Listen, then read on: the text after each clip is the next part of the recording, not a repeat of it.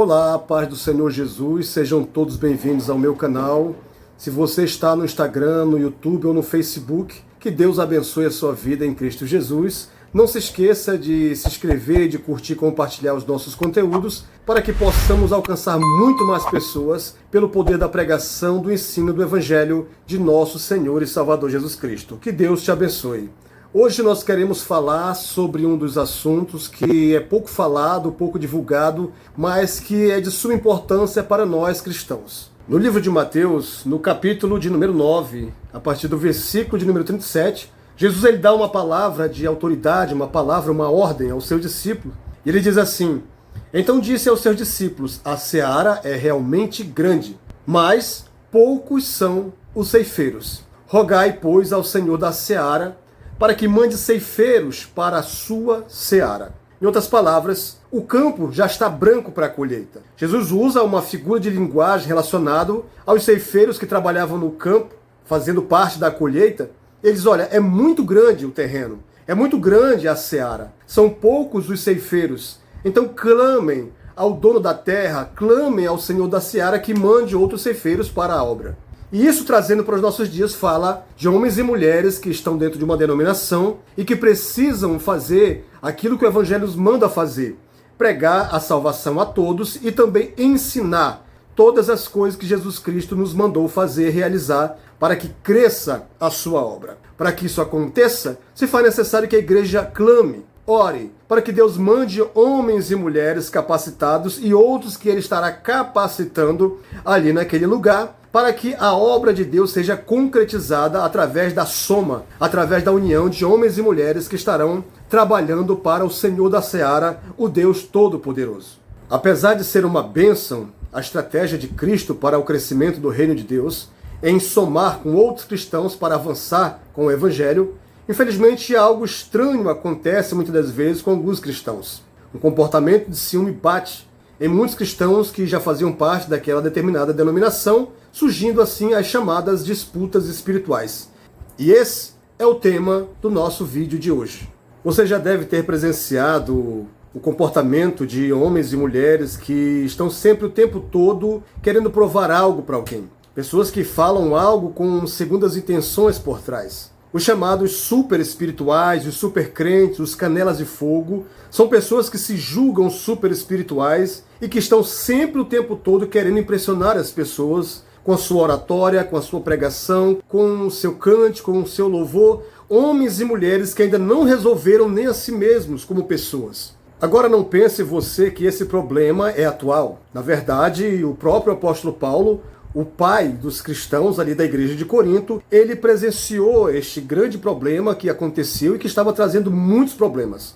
A igreja de Corinto ela é reconhecida não como uma igreja do amor, mas uma igreja problemática. Não é à toa que o apóstolo Paulo deixou duas cartas maravilhosas, onde nós temos uma grande biografia que Paulo deixa a respeito de si mesmo e também um tratado a respeito de como tratar problemas espirituais dentro da igreja.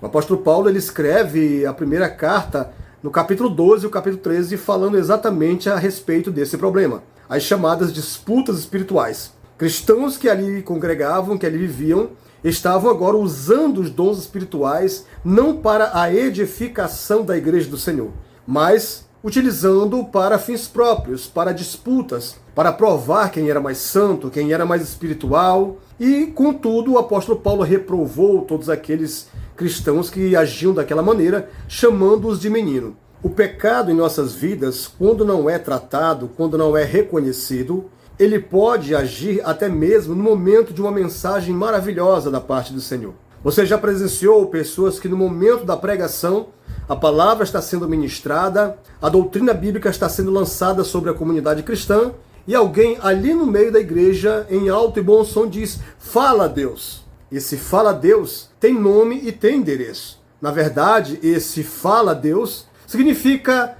essa mensagem é para a irmã Beltrana. Essa mensagem de hoje é todinha da vida do irmão fulano. Essa pessoa está utilizando uma prerrogativa, alfinetando o irmão em Cristo, criando no momento da ministração uma divisão, criando uma contenda, utilizando a própria mensagem do Senhor para criar contenda no momento da mensagem bíblica. Para você ver o quanto é importante o autoexaminar-se. Como está a minha vida espiritual? Viver, meu querido, é conviver. A vida se resume em comunhão, se resume em conviver com pessoas. Conviver com o marido, com a esposa, com o pai, com o filho, com irmãos da igreja, com pessoas no trabalho. Se você quer ser um homem ou uma mulher feliz, você deve aprender a viver em harmonia com as pessoas. Porque tudo o que acontecerá nessa vida acontecerá através e a partir de um homem e de uma mulher, de pessoas. Nós devemos aprender a conviver com o que é diferente. Não para criar divisões, disputas, como diz a palavra do Senhor, mas aprender a conviver de forma harmoniosa, ainda que ele não concorde com os mesmos valores que o meu, ainda que ele não aceite, não tenha a fé que eu tenha. No entanto, em Cristo Jesus, como um homem ou mulher inteligente, espiritual que nós somos, devemos aprender a conviver com eles em harmonia, em amor. E quem assim consegue viver de forma sábia, de forma harmoniosa, de forma racional, é um homem ou mulher bem-aventurado diante do Senhor, um filho da paz. E o mundo precisa disso urgentemente.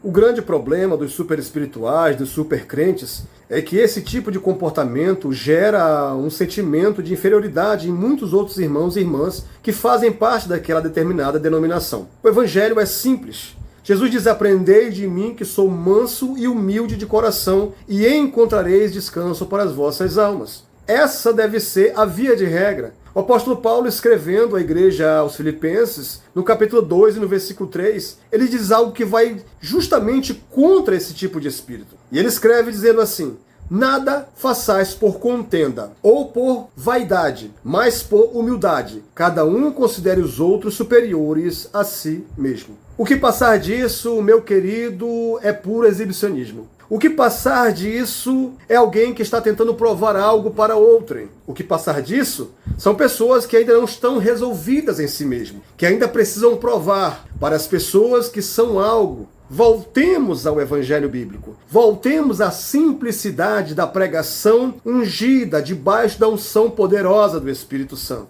Nada de arrotar uma santidade julgadora, uma santidade que está mais em busca de aplausos, que está mais em busca de disputas e facções do que de glorificar o nome do Senhor. Entenda uma coisa: a ausência do amor faz com que qualquer demonstração espiritual se torne inútil. Eu vou repetir isso daqui. A ausência de amor faz com que qualquer demonstração espiritual torne-se algo inútil.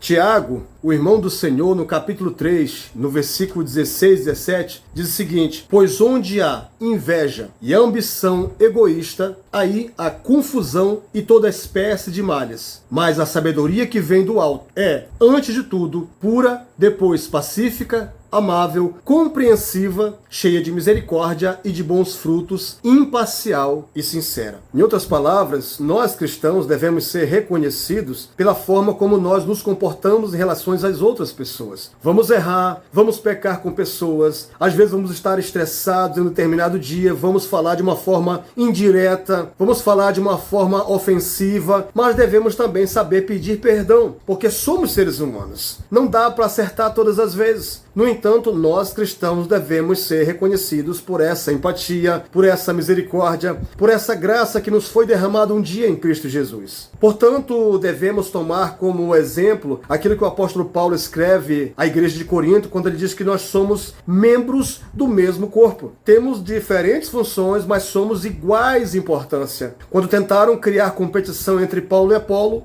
ele diz: quem é Paulo e quem é Apolo? Eu plantei, Apolo regou. E ele chega a dizer: nem o que planta, nem o que rega são nada, mas Deus quem dá o crescimento. E ele fala: no entanto, quem planta e quem colhe receberá galardão. Em 1 Coríntios, no capítulo 4, a partir do verso 7, o apóstolo Paulo faz 3 perguntas retóricas para a igreja de Corinto, combatendo esse espírito. Ele diz assim: quem faz vocês diferente dos outros? O que vocês têm que não receberam? E se vocês receberam, por que vocês se orgulham como se não houvessem recebido? Paulo estava combatendo esse comportamento de disputa espiritual no meio cristão, que é algo comum. Lembrando que todos nós somos pecadores. Todos nós podemos, em algum momento ou outro da vida, manifestar esse tipo de comportamento. No entanto, devemos nos arrepender e voltar ao padrão cristão de viver uma vida de comunhão, para que a igreja cresça em Cristo Jesus, no amor, na graça, na comunhão, e os demais, aqueles que não são cristãos, possam ver que de fato Deus opera no meio cristão por meio do amor. O meu convite para você que está me assistindo é que nós possamos voltar ao evangelho simples, o evangelho bíblico, refletir a respeito da palavra do Senhor, se estamos verdadeiramente colaborando, contribuindo para o crescimento harmonioso do reino de Deus na nossa denominação, ou se ainda estamos tentando resolver as nossas questões internas, emocionais, tentando mostrar, provar algo para alguém. Que esse vídeo possa alcançar a tua mente, o teu coração, e que você, de forma racional, possa refletir que o verdadeiro evangelho de Cristo deve ser praticado de forma simples, querendo apenas Deus como a nossa plateia. É Ele que eu quero chamar a atenção. É Ele quem vai me exaltar no momento certo. É a Ele que eu estou fazendo o que eu estou fazendo. Não quero provar nada para ninguém. Tudo é dele, por Ele e para Ele, porque sem Ele nada do que foi feito se fez. Que Deus abençoe a sua vida. Se você curtiu, se você foi abençoado com esta mensagem, você pode contribuir com o seu like ou seu dislike. Se algo você não concordou, o importante é que você interaja com esse vídeo a partir desse conteúdo reflexivo, para que Deus possa abençoar mais ainda este canal e assim promover o evangelho bíblico para todos. Fique com Deus e que até o próximo vídeo, se Deus quiser. A paz do Senhor para todos.